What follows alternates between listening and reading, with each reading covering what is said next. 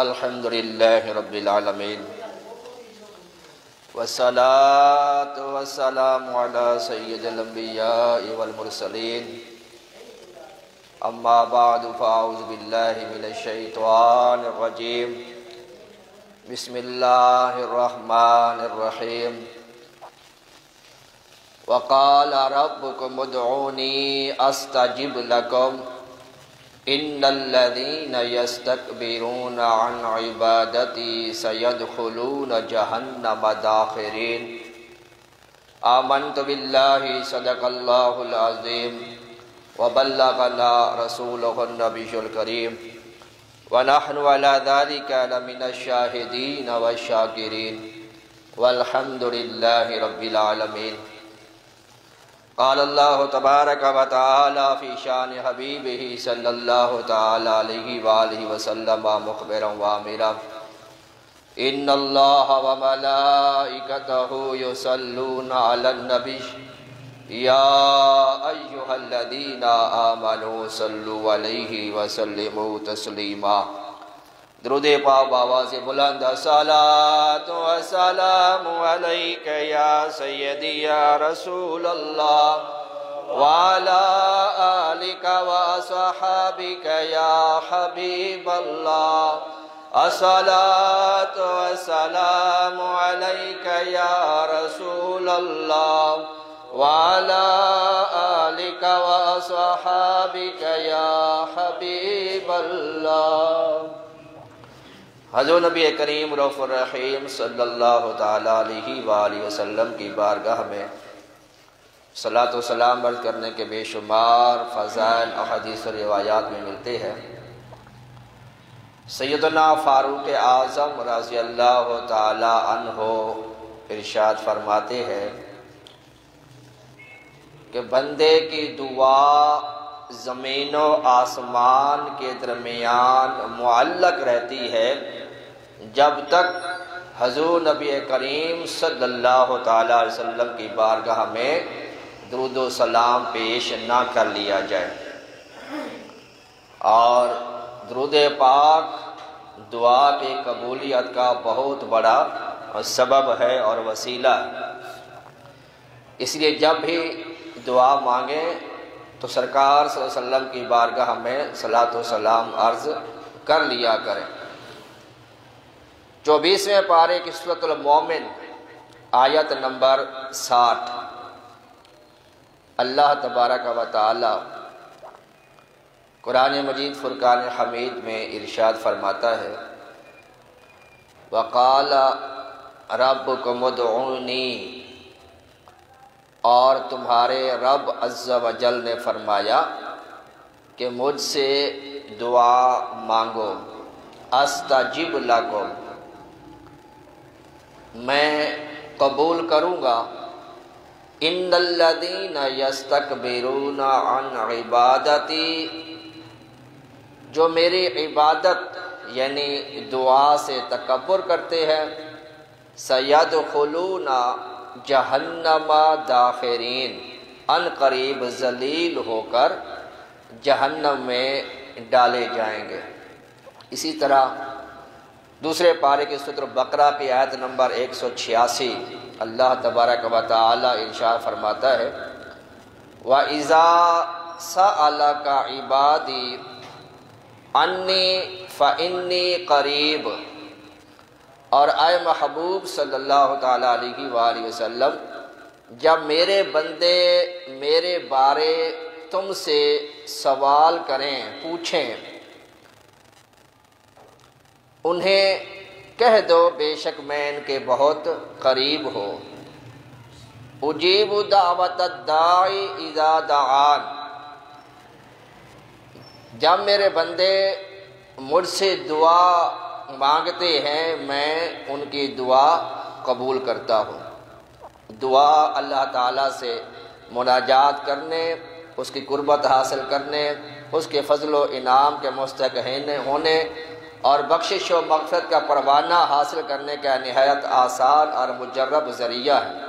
اسی طرح ہمارے آقا و مولا میٹھے میٹھے مصطفیٰ محمد مجتبیٰ صلی اللہ تعالیٰ علیہ وآلہ وسلم کی سنت مبارکہ اور بزرگان دین کی متواتر عادت بلکہ در حقیقت عبادت ہے، اور دعا مانگنے کے بے شمار فوائد حضور نبی کریم صلی اللہ تعالیٰ علیہ وآلہ وسلم نے ارشاد فرمائے ہیں۔ ایک حدیث میں میرے آقا صلی اللہ تعالیٰ علیہ وآلہ وسلم نے ارشاد فرمایا الدعاء صلاح المؤمن، دعا مومن کا ہتھیار ہے، دعا دین کا ستون اور آسمان و زمین کا نور ہے، اور فرمایا الدعاء مخ العبادہ، دعا عبادت کا مغز ہے۔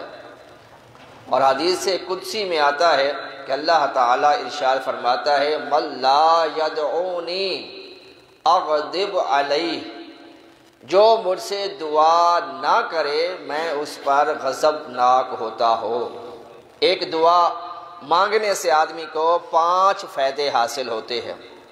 نمبر 1، عبادت گزاروں کے گروہ میں شامل ہوتا ہے، اپنے عجز و انکساری کا اظہار اور اللہ تعالیٰ کی قدرت اور کرم الہی کا اعتراف کرتا ہے، اللہ تعالیٰ کے حکم پر عمل پیرا ہوتا ہے۔ حضور نبی کریم صلی اللہ تعالیٰ علیہ وآلہ وسلم اکثر دعا کرتے، اوروں کو بھی اس کی تاکید کرتے، تو دعا مانگنے سے سنت مصطفیٰ پر بھی عمل ہوتا ہے۔ اور 5واں فائدہ یہ کہ دعا سے بلا ٹل جاتی ہے اور مراد بر آتی ہے۔ حضور نبی کریم صلی اللہ تعالیٰ علیہ وآلہ وسلم نے ارشاد فرمایا بندے کی دعا 3 باتوں سے خالی نہیں ہوتی۔ بندہ جب کوئی دعا مانگتا ہے، اللہ کی بارگاہ میں عرض کرتا ہے، تو اس کی 3 حالتیں ہوتی ہیں قبولیت کی۔ اس کی کنڈیشنز جو ہوتی ہیں وہ 3 طرح کی ہوتی ہے۔ یا تو اس دعا کی برکت سے اللہ تعالیٰ اس کا گناہ جو ہے وہ بخش دیتا ہے، یا پھر اسے کوئی دنیاوی فائدہ حاصل ہوتا ہے، یا پھر اس کا اجر آخرت میں جمع کر لیا جاتا ہے، سٹور کر لیا جاتا ہے۔ یعنی بندے نے کوئی دعا مانگی کہ مجھے اتنے پیسے مل جائیں، میرا یہ کاروبار ہو جائے، تو اس کی قبولیت کے 3 درجات ہیں کہ یا تو اس کا کاروبار سیٹ ہو جائے گا، اس کو روزی وافر مقدار میں مل جائے گی، یا پھر اس کا نعم البدل جو ہے اللہ تعالیٰ کے اور طریقے سے عطا فرما دے گا، یا پھر یہ ہے کہ وہ آخرت کے لیے اللہ تعالیٰ ذخیرہ کر لے گا اس کا اجر و ثواب، یعنی اس کو ظاہری دنیا میں دعا کی قبولیت کے آثار نظر نہ آئے۔ قیامت والے روز جب اللہ تعالیٰ ایسی دعاؤں کا اجر اس کو عطا کرے گا کہ جو دنیا میں اس کی قبول نہیں ہوئی تھیں، جن کا اثر ظاہر نہیں ہوا تھا، اس وقت جب وہ اجر دیکھے گا تو وہ دعا کرے گا کاش میری کوئی دعا بھی دنیا میں قبول نہ ہوتی۔ سبحان اللہ۔ یعنی اگر بندہ دعا کرے تو مایوس نہیں ہونا چاہیے، اللہ تعالیٰ کی رحمت پہ اس کو امید رکھنی چاہیے کہ میں جو مانگ رہا ہوں ہو سکتا ہے اگر مجھے یہ نہیں ملا تو اس میں میری بہتری نہ ہو، میرا اس میں نقصان ہو۔ لہٰذا اللہ تعالیٰ سے دعا مانگتے رہنا چاہیے۔ دعا کے کچھ آداب ہیں جن کو ملحوظ خاطر رکھنے سے قبولیت کے مواقع زیادہ ہو جاتے ہیں۔ حضور اکرم صلی اللہ تعالیٰ علیہ وآلہ وسلم نے ارشاد فرمایا وَاعْلَمُوا أَنَّ اللَّهَ لَا يَسْتَجِيبُ دُعَاء مِنْ قَلْبٍ غَافِلٍ لَاهٍ۔ میرے آقا صلی اللہ تعالیٰ علیہ وسلم فرماتے ہیں خبردار، بے شک اللہ تعالیٰ اس کی دعا قبول نہیں فرماتا کسی غافل کھیلنے والے کی، جس کا دل غافل ہے، جس کا قالب تو یہاں موجود ہے، جسم تو موجود ہے، ہاتھ بھی اٹھائے ہوئے ہیں اور آمین آمین بھی کہہ رہا ہے، دعا بھی زبان سے بول رہا ہے، لیکن اس کی توجہ کہیں اور ہے، اس کے خیالات کہیں اور ہیں، اس کا قلب جو ہے وہ یہاں پر نہیں ہے، غافل ہو کر دعا مانگ رہا ہے، تو اللہ تعالیٰ اس بندے کی دعا قبول نہیں فرماتا۔ ایک اور حدیث میں میرے آقا صلی اللہ علیہ وسلم نے اسی لیے ارشاد فرمایا کہ جب نیند غلبہ کرنے لگے تو ذکر و نماز ملتوی کر دو، کہیں ایسا نہ ہو کہ کرنا چاہو تم استغفار اور غنودگی کی وجہ سے، نیند میں ہونے کی وجہ سے اپنے آپ کو کوسنے لگ جاؤ۔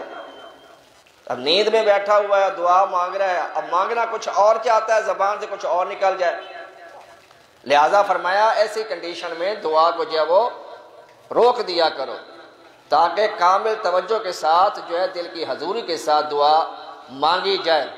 ان اللہ لا ينظر الى صورکم و اموالکم، بے شک اللہ تعالیٰ نہیں دیکھتا تمہاری شکلیں اور تمہارے مال، ولیکن ينظر الى قلوبکم و اعمالکم، اللہ تعالیٰ تمہارے دلوں کو دیکھتا ہے اور تمہارے اعمال کو دیکھتا ہے۔ یعنی اللہ تعالیٰ شکلوں کو نہیں دیکھتا، بڑی خوبصورت شکل ہے، دعا مانگا تو قبول کر لو، نہیں، بلکہ اللہ تعالیٰ دل کی کیفیت کو دیکھتا ہے کہ چہرہ بظاہر کی شکل زیادہ خوبصورت نہیں ہے، لیکن اس کا دل صاف ستھرا ہے اور توجہ کے ساتھ دعا مانگ رہا ہے تو اللہ تعالیٰ اس کی دعا قبول فرماتا ہے۔ دعا کا دوسرا ادب یہ ہے کہ بدن، کپڑے پاک صاف ہو، دعا مانگنے سے پہلے کوئی عمل صالح کر لے تاکہ رحمت خدا بندی اس کی طرف متوجہ ہو سکے تو صدقہ خیرات کرے۔ تیسرا، دعا مانگتے وقت حلال کھانے اور حلال کمانے والا ہو، حرام اور کھانے والا اور کھلانے والا ان دونوں کی دعائیں قبول نہیں ہوتی۔ اللہ تعالیٰ ان کو، بلکہ سیدنا موسیٰ علیہ السلام کے بارے میں آتا ہے کہ اللہ تعالیٰ نے فرمایا اے موسیٰ، فلاں قوم بڑی آہوزاری کے ساتھ مجھ سے دعا مانگ رہی ہے، میں اس کی دعا قبول نہیں کرتا، کیوں؟ اس لیے کہ ان کا کھانا پینا حرام ہے۔ لہذا رزق حلال، کسی نے پوچھا نا کہ میں کون سا اسم اعظم پڑھوں، کسی بزرگ سے پوچھا کہ جس سے میری دعا قبول ہو جائے، جلدی اس کا اثر ظاہر ہو، کون سا اللہ کا نام ہے، کون سا اسم اعظم پڑھوں؟ بزرگوں نے کہا اللہ کے بندے، اللہ کا ہر نام ہی اسم اعظم ہے، یعنی بڑا نام، عظمت والا نام، اللہ کا ہر نام اسم اعظم ہے۔ حلال لقمہ کھا کر اللہ سے جب بھی جس نام سے پکارے گا وہی تجھے اسم اعظم کا نفع دے گا۔ دعا مانگنے سے پہلے گزشتہ گناہوں سے توبہ کرے، ہو سکے تو باوضو قبلہ رو ہو کر بیٹھے، اللہ تعالیٰ کو اس کے محبوب ناموں سے پکارے۔ اللہ تعالیٰ کا اسم پاک ارحم الراحمین، یا ارحم الراحمین، یا ارحم الراحمین، جو بندہ 3 مرتبہ یہ کہہ کر دعا مانگتا ہے تو ایک فرشتہ کہتا ہے مانگ، کیا مانگتا ہے؟ اللہ تعالیٰ تجھے عطا فرمائے گا۔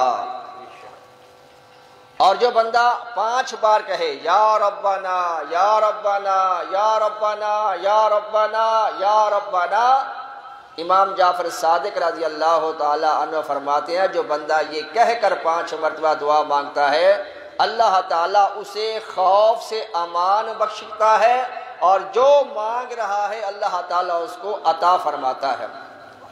اور جب بندہ یا رب کہتا ہے اللہ تعالیٰ فرماتا ہے لبیک یا عبدی۔ کہتے ہیں کہ ایک مشرک تھا، وہ اپنے بت کے سامنے اپنے بت کو بلا رہا تھا، یا صنم یا صنم، کافی دیر پکارتا رہا، بت بلا کیا سنیں، کیا مدد کریں، کافی دیر تک وہ یا صنم کہتا رہا، صنم بت کو کہتے ہیں۔ ہوا کیا کہ اس کی زبان سے صنم کی بجائے یا صمد نکل گیا، اللہ صمد، صنم کی بجائے یا صمد نکل گیا۔ اللہ نے فرمایا لبیک یا عبدی، لبیک یا عبدی۔ تو کسی نے زبان حال سے پوچھا یا اللہ وہ تو کافر ہے، وہ تو مشرک ہے۔ فرمایا اگر میں بھی جواب نہ دوں تو مجھ میں اور بت میں فرق کیا رہ جائے گا؟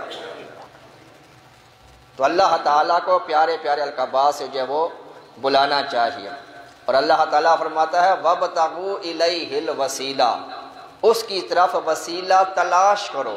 دعا بھی مانگو تو اللہ تعالیٰ کی بارگاہ میں کسی نیک بندے کا، کسی نیک عمل کا جو ہے وہ وسیلہ اللہ کی بارگاہ پیش کر کے دعا مانگو۔ سیدنا فاروق اعظم رضی اللہ تعالی عنہ اپنے دور خلافت میں حضور نبی کریم صلی اللہ تعالی علیہ وسلم کے چچا جان سیدنا عباس کا وسیلہ پیش کر کے دعا مانگتے تھے، اور اس طرح دعا کرتے اِنَّا نَتَوَسَّلُ إِلَيْكَ بِأَمِّ نَبِيِّنَا صلی اللہ علیہ وسلم فَأَسْقِنَا، اے اللہ عز و جل ہم تیری بارگاہ میں تیرے نبی صلی اللہ علیہ وسلم کے چچا کو وسیلہ بنا رہے ہیں، ان کے وسیلے سے ہمیں بارش عطا فرما۔ اللہ تعالیٰ ان کو بارش عطا فرماتا تھا۔ اسی طرح حضور غوث اعظم رضی اللہ تعالی عنہ فرماتے ہیں جو کسی تکلیف میں مجھ سے مدد مانگے، اور یہ بھی یاد رکھیں کہ اللہ والوں کو جو مدد ہوتی ہے یہ بھی اللہ کی ہی مدد ہوتی ہے۔ اللہ کے جو نیک بندے ہوتے ہیں یہ بھی مرادیں پوری کرتے ہیں، حاجتیں پوری کرتے ہیں، تو یہ اللہ تعالیٰ کی عطا سے ہی کرتے ہیں، اپنی ذاتی طور پر یہ نہیں کر سکتے۔ اللہ تعالیٰ عطا کرتا ہے، آگے سے یہ اس کو تقسیم کرتے ہیں، اس کو بانٹتے ہیں، لوگوں کی مرادیں پوری کرتے ہیں۔ تو دوست کے کام آتا ہے، دوست وہ جو مصیبت میں کام آئے۔ اللہ کے ولی جو ہوتے ہیں یہ اللہ کے دوست ہوتے ہیں۔ جب اللہ کا دوست اللہ سے مانگے تو کیا اللہ تعالیٰ انکار کرے گا؟ اسی لیے ہم اللہ تعالیٰ کے ولیوں کے پاس جاتے ہیں، اولیاء کے مزارات پہ جاتے ہیں کہ یہ اللہ کے دوست ہیں، اللہ کے پیارے ہیں۔ اللہ تعالیٰ ان کی بات نہیں ٹالتا، لہٰذا ان کو وسیلہ بنا کر ہم جب دعا مانگتے ہیں کہ مراد پیش کرتے ہیں تو اللہ تعالیٰ اپنے نیک بندے کی برکت سے وہ دعا جو ہے وہ قبول فرماتا ہے۔ تو اللہ کے نیک بندوں کا وسیلہ بھی پیش کیا جا سکتا ہے، اور اللہ تعالیٰ کی بارگاہ میں اپنی نیکی کا وسیلہ بھی پیش کیا جا سکتا ہے۔ جیسے ایک حدیث پاک میں بخاری شریف کی حدیث ہے جسے قصہ اصحاب الرقیم کے نام سے یاد کیا جاتا ہے۔ عبداللہ بن عمر رضی اللہ تعالیٰ عنہ روایت کرتے ہیں کہ حضور نبی کریم صلی اللہ تعالیٰ علیہ وآلہ وسلم فرماتا ہے 3 شخص تھے جو سفر پہ جا رہے تھے، راستے میں بارش آ گئی، تیز بارش، وہ ایک غار میں چلے گئے تینوں شخص۔ جب وہ غار میں گئے تو اوپر سے ایک بڑی چٹان آئی اور غار کا منہ اس نے بند کر دیا۔ ان پہاڑ سے ایک چٹان گری نیچے، لڑکی، اور وہ آ کے وہ غار کے منہ پہ ٹھہر گیا کہ غار کا منہ جو ہے وہ بالکل بند ہو گیا کہ اب اس میں سے کوئی بندہ نہ جا سکتا تھا نہ آ سکتا تھا۔ اب تینوں بندے اس غار کے اندر بند ہو گئے۔ یہ میرے آقا خود ارشاد فرما رہے ہیں۔ اب بڑے پریشان ہوئے، بڑا زور لگایا چٹان کو ہٹانے کا، لیکن چٹان بڑی بھاری تھی اور وہ نہ ہٹی ان تینوں سے مل کر بھی۔ پھر تینوں نے مشورہ کیا کہ چلو اس طرح کرتے ہیں یار، اپنے اعمال اللہ کی بارگاہ میں پیش کرتے ہیں، یعنی ایسا عمل جو صرف اللہ کی رضا کے لیے کیا ہو، جس میں ریاکاری نہ کی ہو۔ ہم نے اپنا ہر عمل جو ریاکاری سے پاک ہے اس کو جو ہے وہ ہم اللہ کی بارگاہ میں وسیلہ بناتے ہیں۔ ہو سکتا ہے اللہ تعالیٰ اس کے برکت سے ہمیں یہاں سے نجات عطا فرمائے۔ وَابْتَغُوا إِلَيْهِ الْوَسِيلَہ، اللہ کا حکم بھی ہے۔ تو ان میں سے ایک شخص نے اس طرح کہا، یا رب العزت، میرے والدین بوڑھے ہیں، بکریوں کا دودھ ہے، میں جب نکالتا ہوں تو اپنے بچوں کو پلانے سے پہلے اپنے بوڑھے ماں باپ کو دودھ پیش کرتا ہوں، اور میں کھانا بعد میں کھاتا ہوں، پہلے اپنے ماں باپ، بوڑھے ماں باپ کے لیے لقمہ منہ میں چبا کر ان کو کھلاتا ہوں، اس کے بعد میں خود کھاتا ہوں۔ یا رب العزت، اگر یہ عمل خالصتاً میں تیرے لیے رضا کے لیے کرتا ہوں، اب میری رضا تیری رضا حاصل کرنے کے لیے ہی میں کرتا ہوں، اگر تو نے میرا یہ عمل قبول کیا ہے تو چٹان کو یہاں سے ہٹا دے۔ جب اس نے اس وسیلے کو پیش کیا تو چٹان تھوڑی سی سرک گئی، لیکن پھر بھی بندہ وہاں سے گزر نہیں سکتا تھا، نکل نہیں سکتا تھا۔ پھر دوسرا شخص اللہ کی بارگاہ میں عرض کرنے لگا،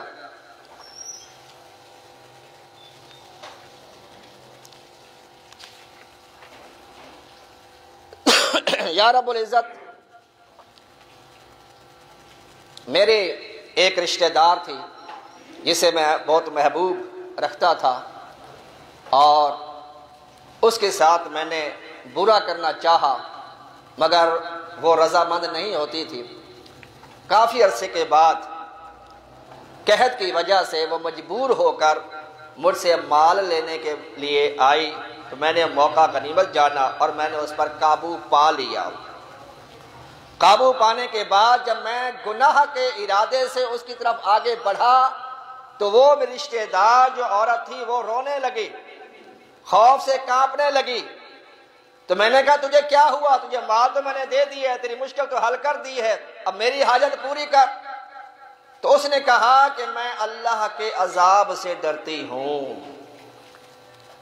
مجبوری میں مجھے یہ کام کرنا پڑ گیا ہے اور میں اس گناہ پہ رضامند نہیں ہوں اور اللہ کے خوف سے میں رو رہی ہوں۔ یا رب العزت جب اس نے یہ جملہ کہا تو میرے اندر بھی تیرا خوف پیدا ہوا کہ یہ اتنی تنگ دست ہونے کے بعد بھی اللہ سے ڈر رہی ہے اور میں مالدار ہونے کے باوجود اللہ سے کا خوف نہیں کرتا، اللہ سے نہیں ڈرتا۔ لہٰذا یا اللہ تیرے خوف کی وجہ سے، تیری رضا حاصل کرنے کی وجہ سے میں نے اس عورت کو ویسے چھوڑ دیا اور مال بھی اس کو دے دیا۔ اگر یہ میرا عمل واقعتاً تیری رضا کے لیے تھا، میں گناہ سے بچ گیا، تو یا اللہ اس چٹان کو یہاں سے ہٹا دے۔ تو چٹان تھوڑی اور سی رکھ گئی، لیکن پھر بھی بندہ وہاں سے گزر نہیں سکتا تھا، باہر نہیں نکل سکتا تھا۔ اب تیسرے بندے کی باری تھی، اس نے اللہ کی بارگاہ میں عرض کی، یا رب العزت میں نے ایک مرتبہ اپنے مکان کی تعمیر کے لیے کچھ مزدوروں کو بلایا، انہوں نے کام کیا، کام کرنے کے بعد سارے مزدور اپنی مزدوری لے کے چلے گئے، ایک نوجوان بغیر مزدوری لیے چلا گیا، مزدوری نہیں لی، کام اس نے سارا کیا تھا، لیکن جب شام کو مزدوری لینے کی باری ہے تو اس نے مزدوری نہیں لی، ویسے ہی چلا گیا۔ اب میں نے کیا کیا، اس مزدوری سے میں نے تجارت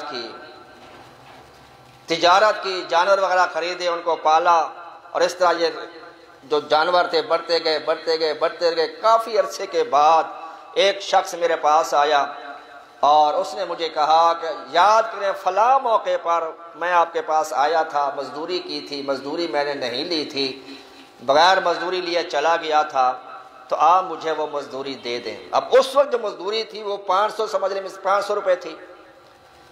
تو اس شخص نے کہا کہ یا اللہ میں نے کہا کہ ہاں مجھے اچھی طرح یاد ہے کہ تم مزدوری لیے بغیر چلے گئے تھے، باقی مزدور لے گئے تھے، اب مزدوری لینے آئے ہو؟ ہاں میں وہ مزدوری لینے آیا ہوں۔ فرمایا سامنے جتنے جانور چل رہے ہیں، اونٹ بھیڑ بکریاں ساری لے جاؤ، یہ تمہاری مزدوری ہے۔ اس نے کہا قبلہ آپ مجھ سے کیوں مذاق کر رہے ہیں، میری مزدوری تھوڑی سی تھی، یہ جانور تو بہت قیمتی ہیں، بہت زیادہ تعداد میں ہے۔ تو یا اللہ میں نے اسے کہا ہاں بھائی یہ تیری مزدوری کے پیسوں سے میں نے کام شروع کیا تھا اور اللہ تعالیٰ نے اس میں برکت دی، یہ سارے جانور تیرے پیسوں سے ہی میں نے بنائے ہیں، لہذا یہ سارا مال تیرا ہے۔ یا اللہ وہ خوشی لے کے چلا گیا اور مجھے بھی بڑی خوشی ہوئی کہ آج میں نے اس کا حق اس کو ادا کر دیا۔ اگر یہ عمل تیری رضا کے لیے میں نے کیا تھا، چٹان کو ہٹا دے۔ میرے آقا صلی اللہ تعالیٰ فرماتے ہیں کہ اس کی اس نیکی کو بھی اللہ نے قبول کیا تھا اور پھر اللہ تعالیٰ چٹان کو ہٹا دیا، تینوں بندے اس غار سے باہر آ گئے۔ یعنی اپنے اعمال بھی اللہ تعالیٰ کی بارگاہ پیش کر کے، وسیلہ پیش کر کے دعا کی جا سکتی ہے، لیکن ہمیں اپنے اعمال پہ بھروسہ نہیں ہوتا، اسے گارنٹی نہیں ہے پتہ نہیں قبول ہوئے ہیں یا نہیں ہوئے، لیکن اللہ کے جو مقبول بندے ہیں ان کے اندر گارنٹی ہے کہ وہ اللہ کے مقبول بندے ہیں، لہٰذا ان کا وسیلہ جو ہے وہ اللہ کی بارگاہ میں پیش کرنا چاہیے۔ اسی لیے غوث اعظم رضی اللہ عنہ فرماتے ہیں کہ جو اپنی دعا میں میرا وسیلہ پیش کرتا ہے اللہ تعالیٰ اس کی حاجت ضرور پوری فرماتا ہے۔ دعا کا ایک ادب یہ بھی ہے کہ ہاتھ کھلے رکھے، کپڑے وغیرہ میں پوشیدہ نہ ہوں، دعا عاجزی آہستگی کے ساتھ مانگے۔ امام حسن مجتبی رضی اللہ تعالیٰ فرماتے ہیں کہ آہستہ دعا ظاہر دعا سے 70 درجے بہتر ہے، یعنی اکیلا بندہ دعا مانگ رہا ہے تو ایسا کرنا اس کے لیے زیادہ بہتر ہے۔ دعا میں گریہ زاری کرے، حدیث پاک میں آتا ہے کہ دعا میں گڑ گڑانے والوں کو اللہ تعالیٰ دوست رکھتا ہے، کوشش کرے کہ آنسو ٹپک جائیں وگرنہ رونے جیسی شکل بنا لے۔ سید داتا گانجی بخش رحمۃ اللہ علیہ سے کسی نے پوچھا کہ حضور اگر رونا نہ آئے، فرمایا رونے جیسی شکل بنا لے۔ کہا حضور اگر رونے والوں کی شکل بنانی بھی نہ آتی ہو، یہ کون سا مشکل کام ہے؟ پھر بھی اس نے سوال کر دیا داتا صاحب سے کہ حضور اگر رونے والوں کی شکل بھی نہ بنانی آئے تو سید داتا گانجی نے فرمایا پھر وہ اپنی قسمت پہ روئے، اپنی قسمت پہ روئے کہ اس کو اتنا بھی کرنا نہیں آتا اللہ کے خوف سے، اللہ کے بارے میں گڑ گڑانا۔ تو اللہ کے بارے میں دعا مانگے تو اللہ تعالیٰ کے بارے میں روتے ہوئے گڑ گڑاتے ہوئے دعا مانگنی چاہیے۔ دعا کے آداب میں یہ بھی ہے کہ جو حدیث میں میرے آقا نے دعائیں تعلیم فرمائی ہیں ان کو مانگا جائے، جسے دعائیں معصورہ کہا جاتا ہے، یعنی قرآن کی جو حدیثیں کی جو دعائیں ہیں ان کو دعائیں معصورہ کہا جاتا ہے کہ ایسی دعائیں مانگی جائیں کہ جو قرآن میں نقل ہیں، جیسے رسول اللہ نے بیان فرمائی ہیں، اور نہ صرف اپنے لیے دعا مانگے بلکہ تمام عالم اسلام کے لیے، تمام مسلمانوں کے لیے دعا مانگے کہ میرے آقا صلی اللہ تعالیٰ علیہ وآلہ وسلم فرماتے ہیں کہ جو بندہ کسی مسلمان کی بخشش کی دعا مانگتا ہے اللہ تعالیٰ اس کو ایک نیکی عطا فرماتا ہے۔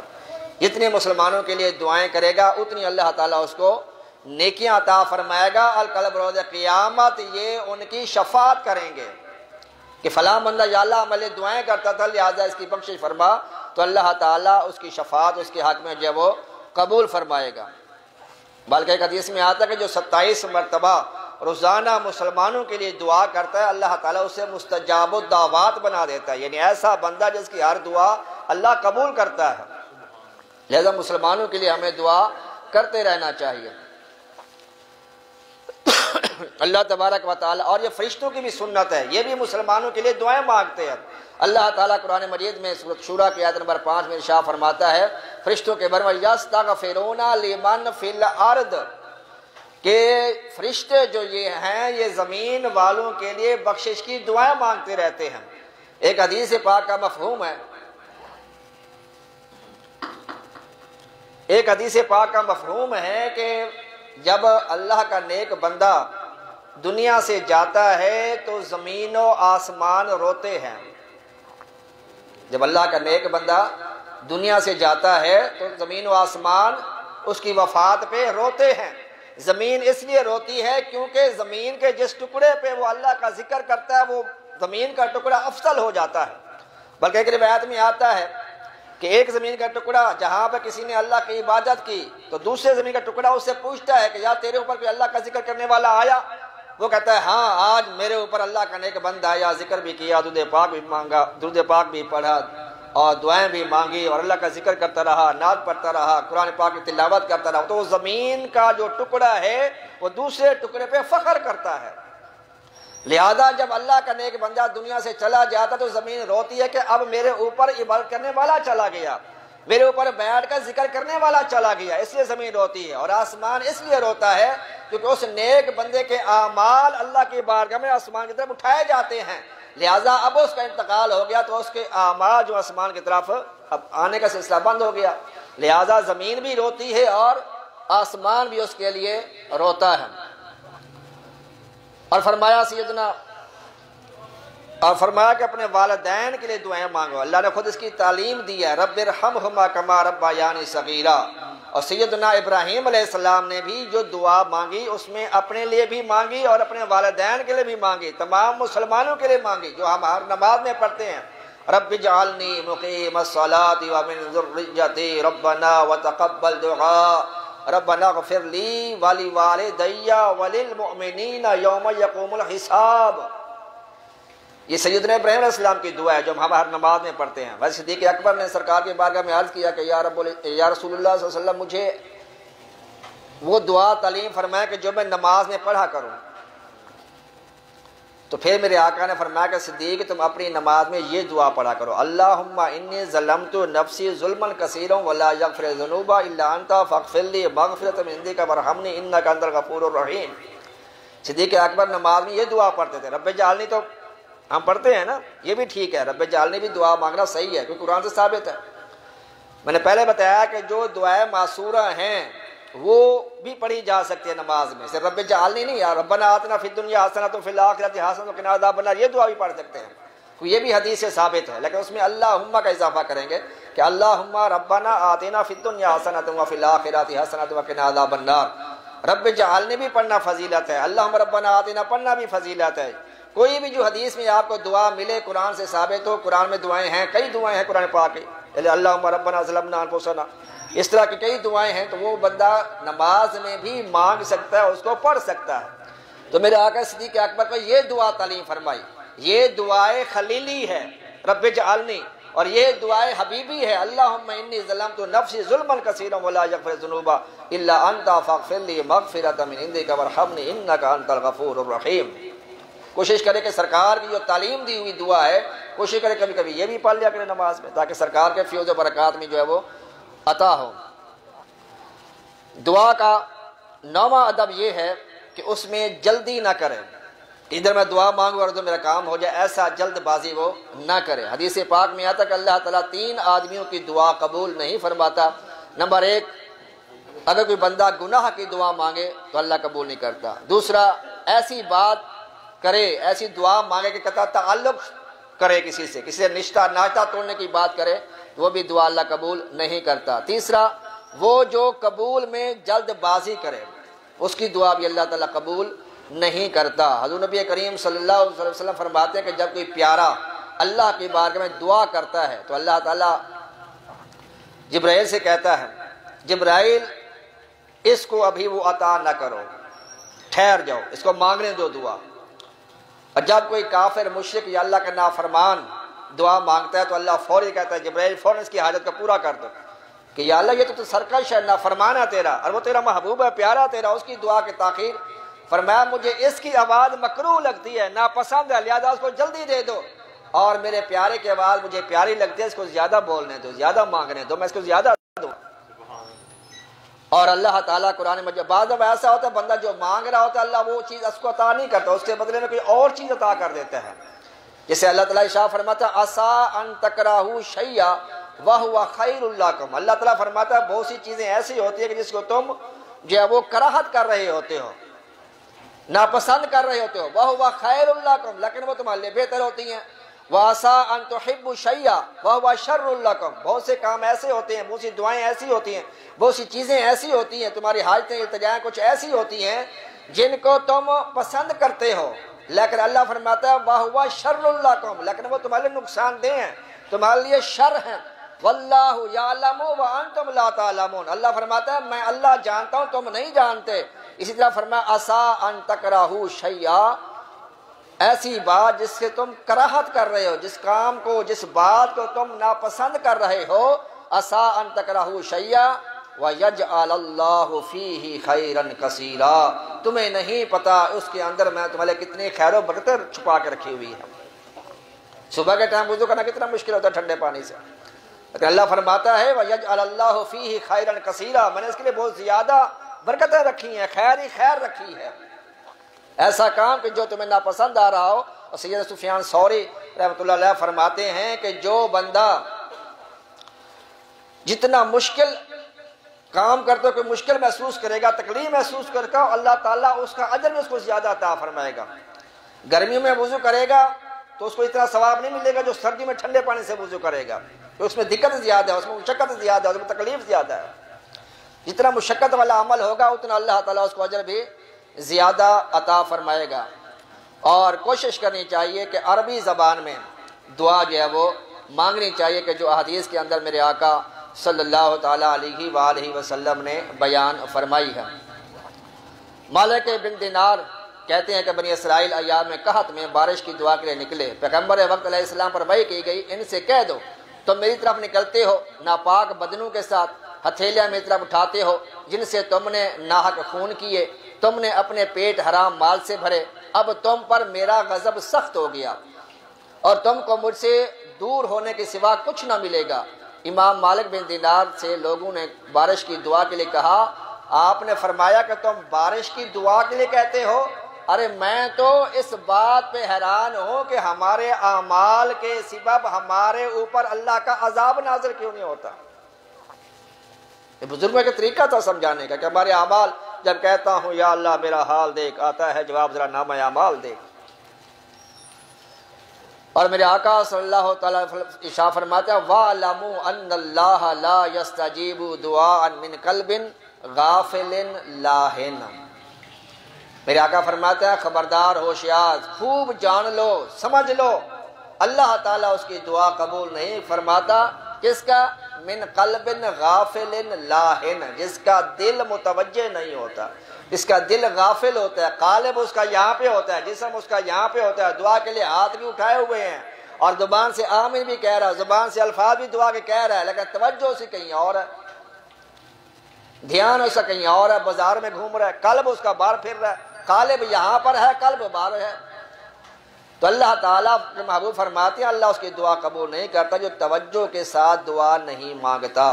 اس لیے جب بھی دعا مانگی جائے چاہے اجتماعی طور پر یا اکیلے تو کامل توجہ کے ساتھ کہ ہم اللہ سے مانگ کیا رہے ہیں۔ حضور نبی کریم صلی اللہ علیہ وسلم جمعے کے دن ایک لمحہ، ایک ساتھ، ایک گھڑی ایسی ہوتی ہے کہ بندہ جو بھی دعا مانگے اللہ تعالیٰ اس کی دعا کو قبول فرماتا ہے۔ اب یہ کون سا وقت ہے، یہ مختلف اس میں اقوال ہیں۔ کسی نے کہا کہ 2 خطبوں کے بیچ میں جو امام بیٹھتا ہے اس میں جو دعا مانگی جائے قبول ہوتی ہے، کسی نے کہا عصر کے بعد کا وقت ہے، کسی نے کہا کہ جمعے کا وقت جب شروع ہوتا ہے، مختلف اس کے اقوال ہیں۔ سیدہ فاطمہ الزہرا سرکار کی شہزادی رضی اللہ تعالی عنہ آپ عصر سے لے کر مغرب تک اللہ کے ذکر میں مشغول رہتی تھیں، اور جب غروب آفتاب قریب آتا تو آپ نے اپنے کنیز کو کہا ہوا تھا کہ جو اس وقت غروب ہونے لگے مجھے اطلاع کر دینا، اور پھر آپ اس وقت دعا مانگا کرتی تھی۔ تو مفسرین کہتے ہیں اس سے یہ بھی ہو سکتا ہے کہ یہ قبولیت کا لمحہ جو ہے یہ عصر اور مغرب کے بیچ میں ہو۔ بہرحال اس کا کسی کو کوئی اتھینٹک جو کا پتہ نہیں ہے۔ میرے آقا نے فرمایا جمعے کے دن جو ہے ایک ساتھ ایک لمحہ ایسا ہوتا ہے بندہ جو بھی دعا کرے اللہ تعالیٰ اس دعا کو قبول فرماتا ہے۔ یہ تو دن کی بات ہے نا کہ جمعے کا دن ہے 7 دنوں کے بعد، لیکن میرے آقا فرماتے ہیں رات ایسی ہے کہ ہر رات میں ایک لمحہ ایسا ہوتا ہے بندہ جو بھی دعا کرے اللہ قبول فرماتا ہے۔ اور اس کا بھی بزرگوں نے طریقہ بتایا کہ اگر کوئی اللہ کا ذکر کرتے کرتے سو جائے اور پھر آدھی رات کو یا کسی ٹائم اس کی آنکھ کھلے درود پاک پڑھ کے جو بھی دعا مانگے گا اللہ تعالیٰ اس کی دعا کو پھر بھی قبول فرما لے گا۔ سبحان اللہ۔ تو دعا جب بھی مانگیں تو بڑی توجہ کے ساتھ کامل مکمل طور پر جو اللہ کی بارگاہ متوجہ ہو کر کے ہم اللہ کی بارگاہ میں سوال کر رہے ہیں، اللہ سے مانگ رہے ہیں، لہذا ادب کا جو تقاضا ہے اس کو پورا کیا جائے۔ اللہ تبارک و تعالیٰ کی بارگاہ میں دعا ہے کہ ہمیں صحیح طریقے سے دعا مانگنے کی توفیق عطا فرمائے۔ وما علیہ الا البلاغ۔